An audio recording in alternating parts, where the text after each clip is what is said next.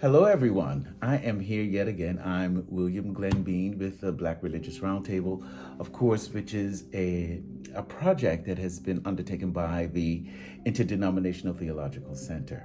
We were fortunate enough to get a grant from Gilead and to deal with the HIV pandemic in the African American community. And so part of what we're doing is to enlighten and to educate. And I thought we would get the most educated, liberated, profound people that deal with HIV in the Atlanta community. And I am fortunate to be sitting here with Minister Lisa Diane White. And she's beautiful too. She's gorgeous. And Lisa White has, first and foremost, she had agreed to join the Black Religious Roundtable Advisory Board, and we were ever so delighted that we had her join us because she really is very knowledgeable about the HIV pandemic in general, not just specific to Atlanta, Georgia, but on a national level. I believe she can speak to that, and possibly on a global level. We're going to find that out too. And so part of what we're going to do is we're going to get down to the nitty-gritty and understanding from a basic level what is the HIV pandemic, or what is HIV, the disease, and what's the difference between HIV and AIDS, say. Many people don't know the difference, but we're going to talk about that today. But Miss Lisa Diane White is the Deputy Director of Sister Love, and she's going to talk to us a little bit about what Sister Love does and what that organization is, who they reach, who they speak to. She's also a minister at the Unity Fellowship Church of Greater Atlanta. Did I say that correct? You did. Yeah, okay. And then, of course, her area of expertise is HIV, intergenerational relationships, and the intimate partner violence. And they're both different, of course. And we want you to speak to both because I think somehow they're going to somewhat support each other in the message that we have to bring to the people. So, Lisa, Yeah. I give you voice. Tell us a little bit about who you are, please. Hey, I'm Lisa Diane White, and I've been in the field of HIV for about 15, 16 years, and I work with Sister Love Incorporated. That has been the place where I've been doing this work. I also work with the National Black Women's Health Project, so I've always been looking at the health of Black women and looking at reproductive health. But as a Black feminist, I understand that when you're looking at the health of Black women, that you're also looking at the health of Black women, their families, and their communities, because Black women don't come by themselves. And so when I think about doing feminist work, I uplift the work of women who uplift the work of their families, their children, their partnerships, and their community. And that's what feminism for me means, is the liberation of us all. So even as I look at my new work as a brand new minister, I'm also looking at the liberation in terms of my relationship with Christianity, because that's the focus. But I'm looking at my own spirituality and how Christianity has been used to oppress us as a people or grow us as a people. It just depends on when and where you enter. But wherever your story is, I invite you to tell your story, and that's what I do in the work that I'm here now to do, is to talk about the story of the work that I do, how I've grown as in my own spiritual and religious work, and how I've grown in my education around talking about HIV, the research about it, the stigma about it, the places that it's been hard to have conversations about. I'm trying to, I guess, liberate the conversations of HIV as well. Wow, that was a mouthful. And we're going to have to revisit some of that because, of course, with the Black Religious Roundtable, we are addressing the HIV pandemic in the faith-based community, Okay. which is not just Christianity, but it's Muslim faith, Jewish faith, any higher spiritual elevation or being faith, because there's a something greater than us, of course. And so, but your go-to in understanding or your faith is Christianity. Is that correct? And I mean, even as we, narrow it down, I would say that my faith is about my church is affiliated with the teachings of Jesus the Christ, but my work is affiliated with love. How do I live on this planet? How do I show love? How do I manifest love? How do I love ye, my brother and sister and community, as I love myself? And so I'm doing the work of loving me, loving you, and so everything that I do is filtered through that lens, in terms of a lens of love. And so I'm very open because I believe that that the openness of love is where I come from. So your teachings, your belief, all of those, it did not stop there. It's us. It didn't stop with the Bible writers. It did not stop at any place. I believe in what you believe, and I respect that and want you to feel respected and loved in any conversation that I have about you. So even as I label myself, I also label myself in love. Wow. You label yourself in love for love, Yeah. which is key and critical. Now, with your understanding of love as you know it and understand it as your faith. Yes. How does this, let's kind of transition to how this deals with the pandemic, HIV pandemic. But before we even integrate that, why don't you tell us a little bit about the HIV pandemic disease? What is it? How is it communicated? What communities does it affect the most? Well, as I look at HIV, it's a conversation that many of us are having, some of us are having, none of us are having. In my world, I have conversations about HIV because that's my work. In the world that I live in, people don't have conversations about HIV. We don't have conversations about sex and sexuality. If we do, they're not talking about the intimacy of it, the realities of it. There's a lot of stigma in talking about sex, and there's stigma talking about all the ways that HIV may be transmitted. So if we start talking about HIV, it's a pandemic that we who work in HIV have been familiar with for 40 years plus, that, HIV is human, immunovirus, HIV. But when we first heard about it, we didn't know what it was. We didn't know. We were like, it's you get it if you use heroin, you get it if you gay, you get it if you white, you get it if you have sex with men who have sex with men, you get it if you're from Haiti. All the kind of myths that we get when we first learn about a pandemic. We can look at this COVID pandemic and understand why it's so hard to get good information, accurate information, changing information. Research is constantly changing. So HIV, human immunodeficiency virus, HIV. Now that's a mouthful.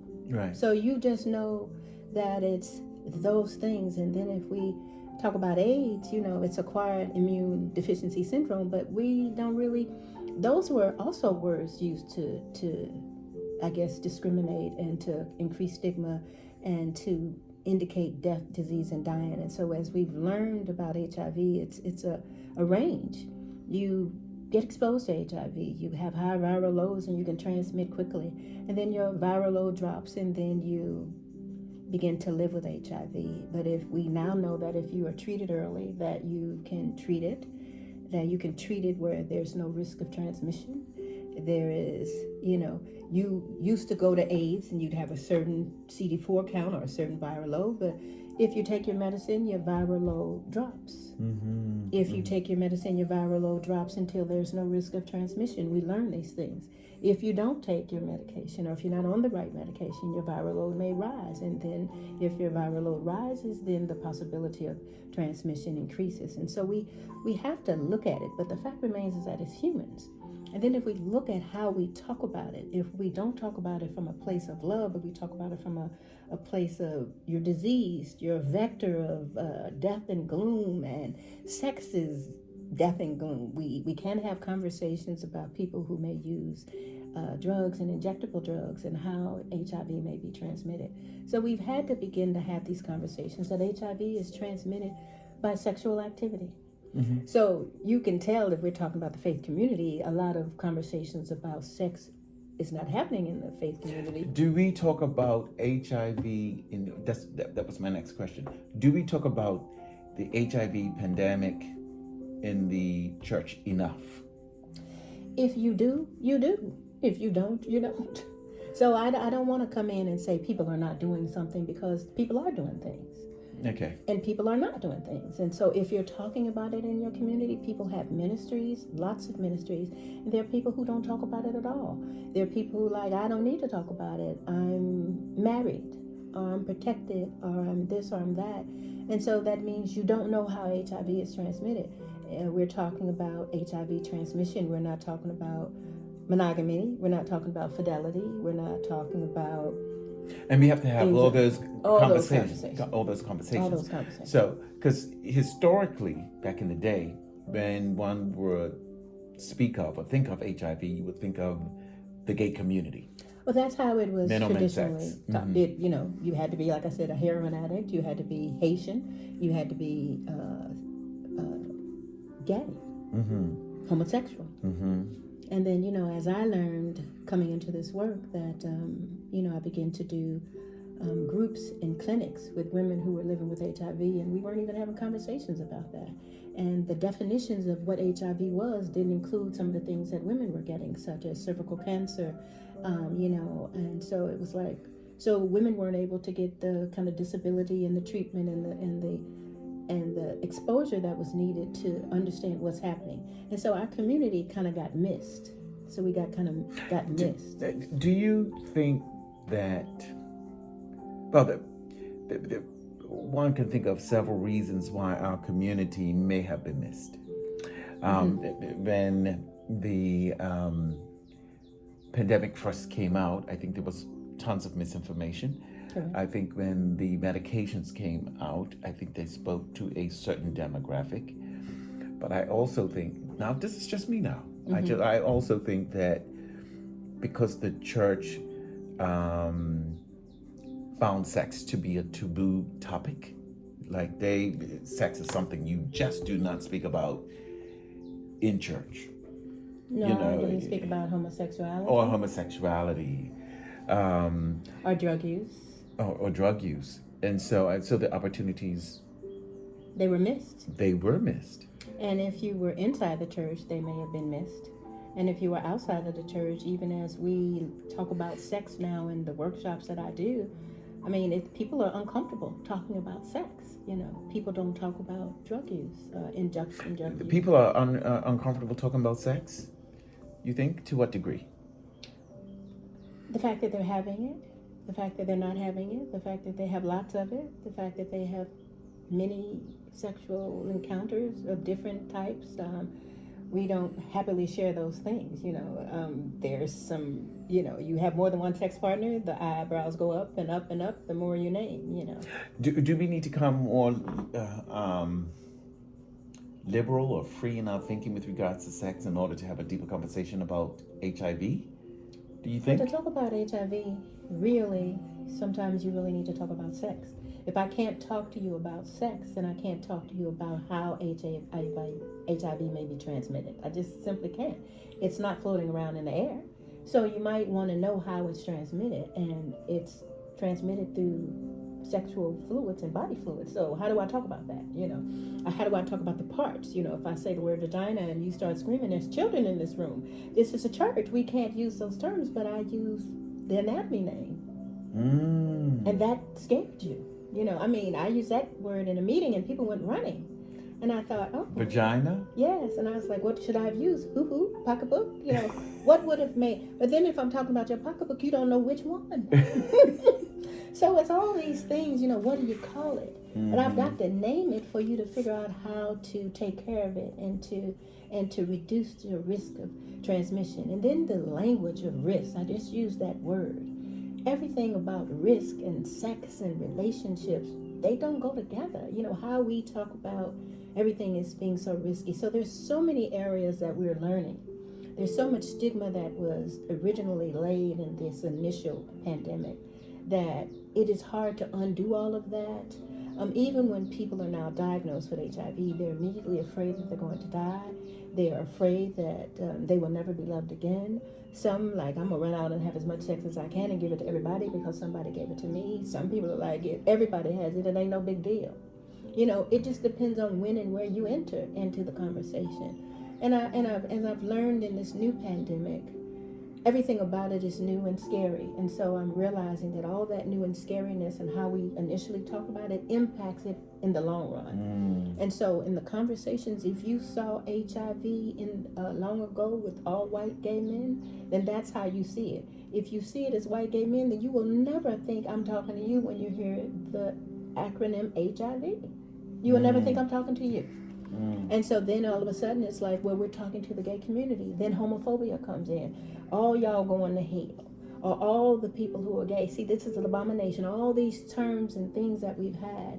And as we've learned to even liberate those conversations, if you have, then how do you talk about it? So I don't want to assume that no one is having these conversations, and I don't want to assume that people are not having very thoughtful conversations. And I also have to look at that we're having conversations that are harmful and stigmatizing. We're having conversations that are liberating. So we're trying to talk about HIV. Humans get it. Not dogs, not cats, not mosquitoes, not monkeys. Now all these people can get, but we're talking about human. HIV is human. Now if I'm talking about monkey HIV, that's not the same thing. I'm talking about humans. So who gets it? Human. So when I say humans, that's you, that's me. You can't separate yourself out unless you have not been defined as a human. Now, where do we go with the conversation? How might you be exposed to HIV? Now I have to talk about that. And to talk about that, I have to talk about things we may not talk about historically. Sex, vaginas, body parts, penis, things that, scare people. I have to talk about fluids. Does it scare people really, you think? It depends on who you are. And if I were to ask you, what is the state of affairs today with regards to HIV in the African American community or the community at large? Where do we stand? I think if you are any type of, I'm a public health educator and advocate. So my understanding is of anything that impacts the Black community, it impacts it hard. And so when you look at why does that happen, we have to look at poverty.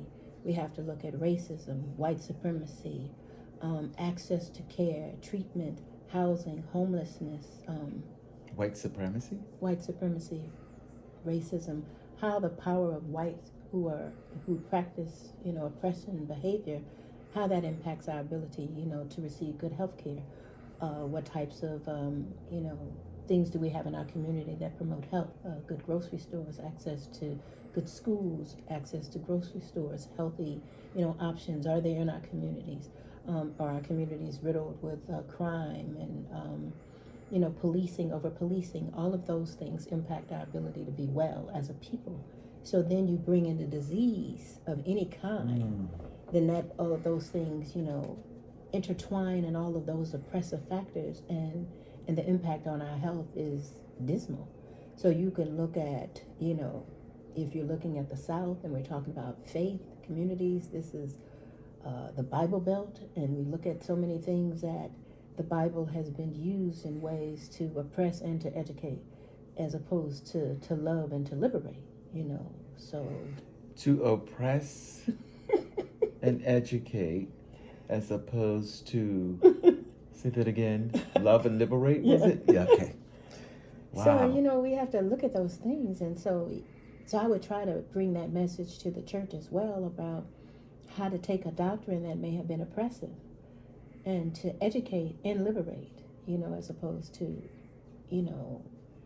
information can be used to harm as opposed to free, so. Now, in the looking at it from a gender perspective before we look at it from a race perspective, the vast majority, though, of people who are infected with HIV are male. Yes?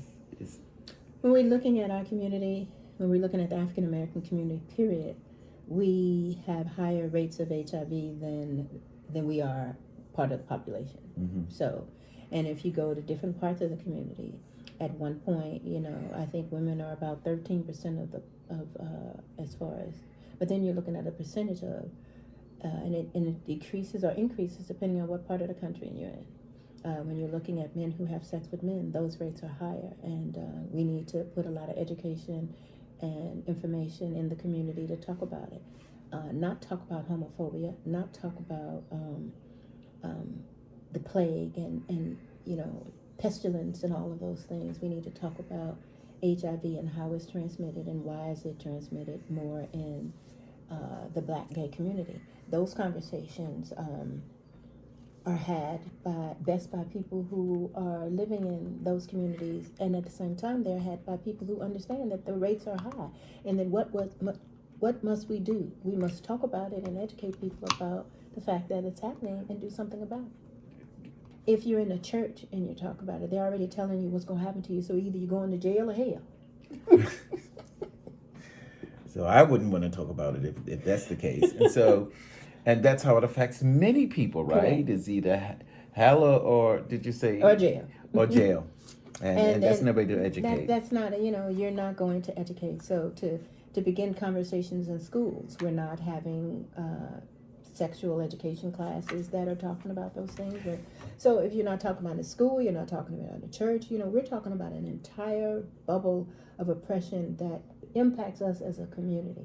And so by the time we talk about a Black community, we're talking about men who have sex with men. If we're talking about everybody being gay, I would say that the conversations are different. Is HIV still, because now there are so many medications out there, where one can become undetectable, and if you're undetectable, then it's almost impossible to transmit it at that point. And so I know in the African American same gender loving community, there's a sort of liberation and freedom that goes along with that. And so you see a spike in sex and everything else. Do you think that first of all, let me ask this question. How powerful are the medications now for HIV? How powerful are they? I mean, research is ongoing. And before it was literally a death sentence. You were diagnosed and you died unless you were one of those people who didn't, the virus didn't progress in your body, and we found out about those people because we found out they were impacted and didn't die, but folks did. So with the medications today in treating HIV, they're powerful. They are powerful, but we also have to understand that it's medication and it's a regimen that's daily, and some people it doesn't work, and some people it does. So we want to talk about the fact that you cannot die, but Black people are still dying from HIV. So is it because they don't have access to the medicine, or is it because, even in spite of taking the medicine, they're dying? Is that what you're saying? It may be because you don't have access. It may be because your virus is resistant to that particular medication, and it's not working for you. That you have been on certain, regimens that no longer work. But for the majority of people, we have really good drugs that you can take now to prevent the transmission. And your viral load can drop, and we find that you are unable to transmit the virus. We've looked at, research that looked at 3,000 plus sex act, no transmission as far as people who were in that study. So, I mean, this is good research, good science. Yes. Now, the prospect of dying from HIV has been minimized drastically because the powerful drugs that are now available. So what is the conversation now? So is the conversation you don't want to pass on HIV because, it's no longer a death sentence if you take the medication as a regular regimen. You do have exceptions to the rule, of course. Mm-hmm. But if you take the regimens the way you're supposed to be taking the medication, then it's really not a death sentence as it was 10, 20, 30 years ago. So what is the conversation now? Are we just informing people about HIV, or what is the consequence now of being HIV positive? What is the message? Because before it was fear. Well, we educated people through fear. What are we doing now? Fear is still always a message, and so we're constantly trying to educate people with good information. But good information is only as good as your ability to process that. Even telling somebody you can just take a pill, people who want to take a pill every day. Some people don't. Matter of fact, if you look at how we take pills, I still have peers who are like, I got more antibiotic left at the end of the regimen. I shouldn't have anything. I've got people who's like, would you like one of my pills? I'm sharing stuff. So that means you're not taking your medicine as prescribed. Right. If you're right. not taking it as prescribed, then this place that I'm talking about, treatment as prevention, your viral load will continue to rise and your ability to transmit HIV is also So what is increased. what is our message now? Our The message before was, if you don't take the medication, you'll die. Is it more now about a self-esteem, self-worth message, in the sense that yes, there's medication out there, but you want to be kinder to your body? Yes, but even though the HIV virus is undetectable, it's still taking medication, which in the long term may have adverse effects on your body. So it really is about your taking medication or preventing it for self-love and self-care. Well, the message is prevention. That's the message. Prevention. So what does that mean? Prevention of acquiring and prevention of transmission. The message is new research. The message is new drugs. The message is what can we do to prevent the transmission of HIV? That's the message. Now, all the things that impact the message. Access to the medication, access to the to treatment or prevention, your ability to communicate in a relationship, to talk about ways that you may prevent it. What are some of the things that you may do to prevent it? You may use a condom. You may decide to abstain. You may use a pre-exposure prophylaxis, take a pill to prevent it. All these things are more conversations that you have to have with somebody who has that knowledge. Again, the conversation is prevention. The Black Religious Roundtable, we're going to work with the faith community, engage them in dialogue, so that they can enlighten their community, their church, their family on the, I would say, status, the situation of HIV. So if you had to, from a faith-based perspective or Christian perspective, you come from a place of love. And so fundamentally, as we move forward and having this discussion about the pandemic HIV, we must do it in the name of love and with love. Right. Correct? And as you describe love, love looks like all it looks like in your life. Whether it's an initiation sex party, whether it's a relationship with someone who looks like you, whether it's a man or a female or someone who's trans or, gay or lesbian, or how do you define yourself? But the fact is that you get to name yourself. And then who do you love? And then how in that loving relationship may you be at risk for HIV, exposed to HIV, prevent the transmission of HIV, talk about HIV with not coming from a perspective of what you gonna do, you might get HIV, as opposed to I want to love you. I think the final portion of this discussion is this, that as we educate, motivate, enlighten communities and leaders about HIV, it has to come from a place of love. It cannot be from a place of fear, doom, gloom, oppression. It has stigma. to come from a place of love. It has to come from a place of love. None of those things keep you close to me to get the message and for you to learn how to move in love. None of the, whatever the conversation is. So whatever your age, your position in life, your place, your religion, your belief, HIV doesn't care.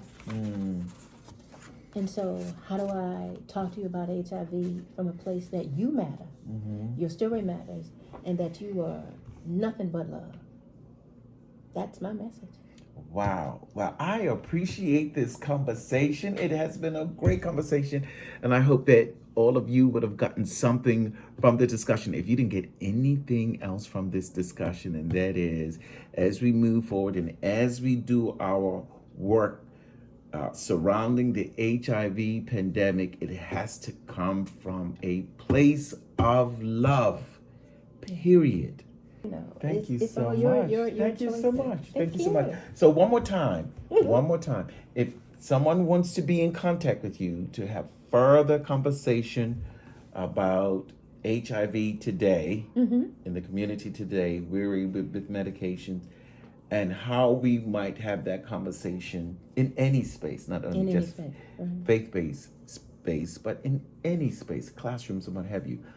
How can they be in contact with you? You can contact me personally at Lisa Diane White, LISADIANE White at gmail.com, and I can have more conversation. You can also contact me at my agency, Sister Love, L White at sisterlove.org, and we can talk about a healthy love party. We can talk about HIV prevention information, all types of things that we're doing. So there's all kind of fun ways to talk about. Thank you prevention. so much. This has been ever so enlightening. Thank you, thank you, so thank you. much. And I'll be talking to all of you advisory board members very, very, very soon. And the same way that I had a conversation with Lisa White, I hope to have a conversation with you. Thank you so much. Thank you so Appreciate much. it. Appreciate you. Okay. Thank you.